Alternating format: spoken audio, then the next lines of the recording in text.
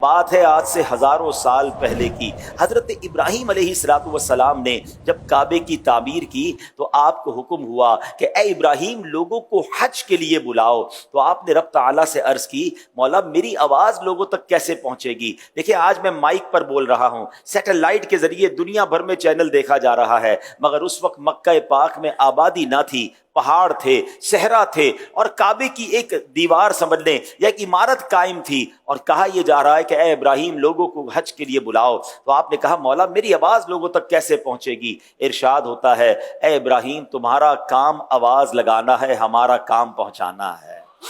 آپ جبل ابو قبیس پر چڑھ گئے، آپ نے لوگوں کو حج کے لیے اللہ کے گھر کے لیے بلایا۔ ذرا سنیے، روایتوں میں آتا ہے وہ آواز اس وقت دنیا کے کونے کونے میں سنی گئی، کوئی سیٹلائٹ نہیں، کوئی انٹرنیٹ نہیں، مگر ایک روحانی کیسا کنیکشن تھا کہ دنیا میں جتنے لوگ اس وقت موجود تھے سب نے اس آواز کو سنا۔ اور سنیے، صرف لوگوں نے نہیں بلکہ ماں کے پیٹ میں بچوں نے اس آواز کو سنا، باپ کی پیٹھ میں موجود آنے والی اولاد نے اس کو سنا، بلکہ عالم ارواح میں روحوں نے اس آواز کو سنا۔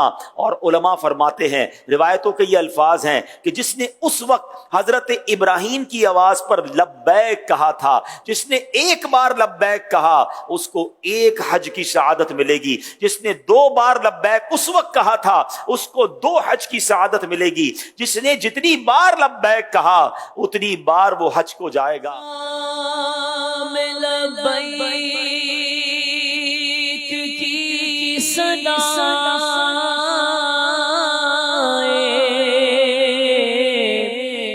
فرش گونجتی ہے، ہر ایک قربان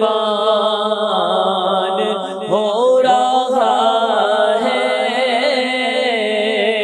زبان پہ یہ کس کا نام آیا۔ اے حاجیوں تمہیں مبارک ہو، اے وہ عاشقان رسول جو حج کر چکے آپ سب کو مبارک ہو کہ ہم اللہ کا جتنا شکر ادا کریں وہ کم ہے کہ ہزاروں سال پہلے ہماری روح نے حضرت ابراہیم کی اس آواز پر لبیک کہا تھا۔ اور ہم رب کریم سے دعا کرتے ہیں کہ یہ سفر ہمارا جاری رہے، ہمیں بار بار حج کی سعادت ملتی رہے۔ تو جب بھی حج کا سفر نصیب ہو اس کو بڑی خوش نصیبی سمجھنا ہے، اس کو بڑی کرم نوازی سمجھنا ہے۔